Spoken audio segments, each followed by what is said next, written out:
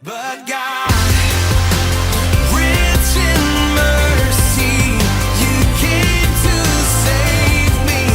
Now I'm alive. But God. Good morning, I'm Pat. And I'm Carl. And we're the the Ellises. Ellises. And we've been here at the Vine since the beginning. We were part of the launch team. And this is our But God story. I'll first say I think there are But God stories every day, if you're aware. But this particular one we were asked to share happened back in 2018. And so we're going to try our best to give you the Reader's Digest version. I think God's in the details, so that would take a long time. But this is harvest season for us. We're farmers, in case you don't know that. We have pecans, cattle, hay, chicken houses. And this is peak harvest season for the pecans. So it's October 2018, and the trees are loaded down, the crop's looking good, and we're looking forward to harvesting a good crop after a 2017 season that didn't fare so well. The remnants of Hurricane Irma came through, and most of the crop ended up on the ground, and it was prior to harvest time, so they were green, and we just didn't have anything that was marketable. So we were just excited and anticipating that. We had 4 poultry houses full of birds, and they were about 10 days from harvest or catch. So it's all going well, and we get the news about Hurricane Michael approaching, and it becomes very apparent that we're going to get a direct hit. So we begin storm preparations. Yeah, so we talked about it and decided we needed to get the load off the tree. So Tucker ran around with the shaker and started shaking all the pecan trees that we felt like we could get to. We had to go down to the chicken houses and let all the feed lines down to get the weight off of the trusses. Just check and make sure we have fuel filters, all those kinds of things that try to head off any problems that might occur. So by the end of the day, we felt we were as prepared as we could be. Right. I mean, there's so many things that are just out of your control, but we had done everything we felt like we could, including my dad lives behind us, and he's on oxygen, so we had to prepare for power outages and that kind of thing. So then the storm hits, and I don't remember the exact times.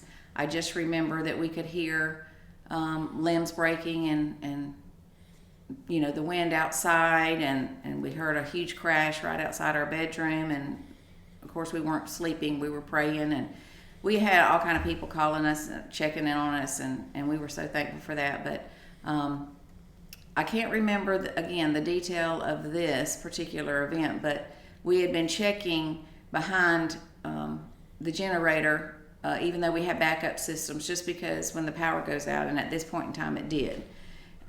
So Kyle got up and he went down there to check the chicken houses to make sure everything was still running and functioning properly.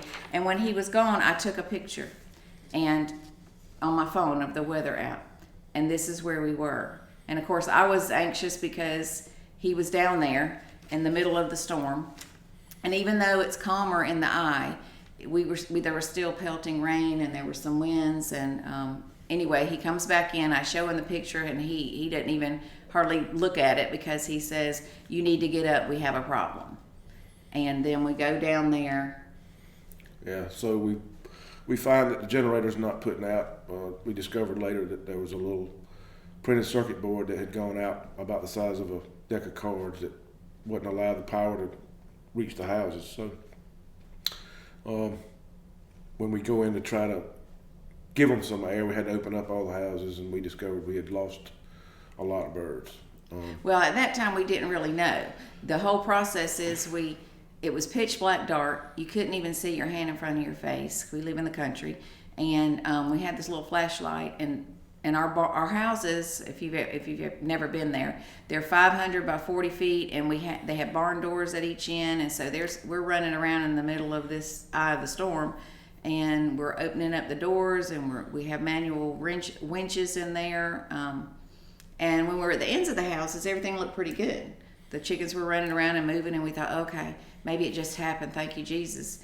And then in the middle of the house, when we went there, the birds appeared to not get up. So we had concerns, but we couldn't do anything. We had to go through all 4 houses and get that done and get back up to the house. So that's what we did. Yeah. So the next morning we discovered all the damage to the orchard, and it was quite overwhelming.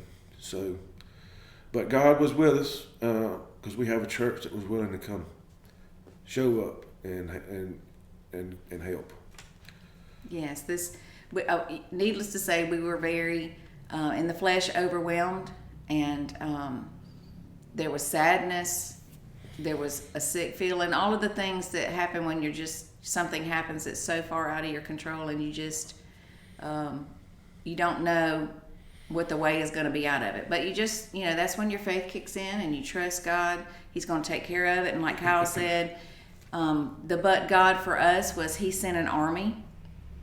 And he had already sent Tucker. Tucker had just left his job at the railroad to come to the farm. I mean, within days of this happening.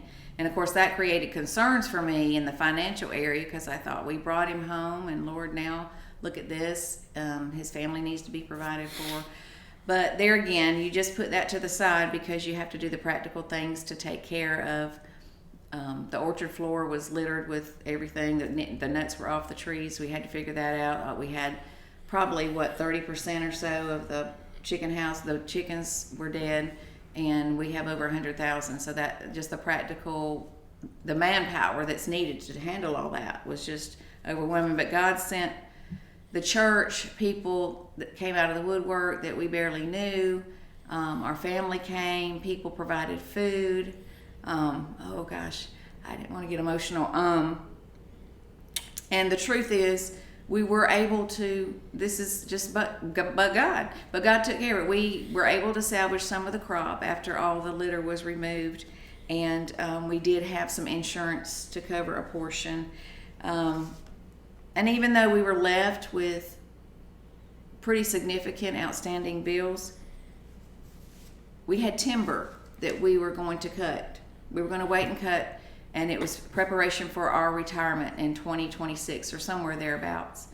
And we had a choice to make, whether to cut that timber, which was not our plan, was our timing, or to just borrow to get out of debt. And we just felt like God's way and his wisdom and his prompting for us was to cut the timber. And so that was hard because we thought, well, there went our plan. But sometimes you just have to take care of the now and let the later take care of itself. So that's what we decided to do. And again, here's but God. He does extra.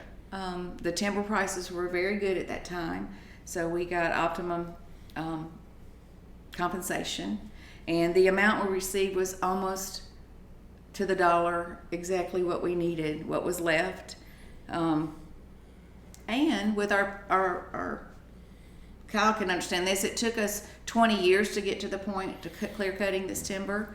There's a certain time, it takes to grow out for thinning and that kind of thing. And what did they tell you about the new varieties?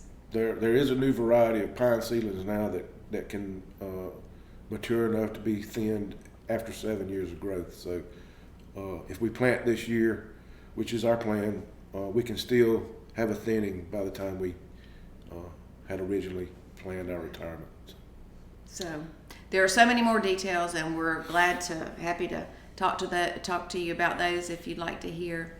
But that's our but God story, and it's just how he demonstrates the way he can do so much more, immeasurably more than what we ever ask or imagine. Thank you.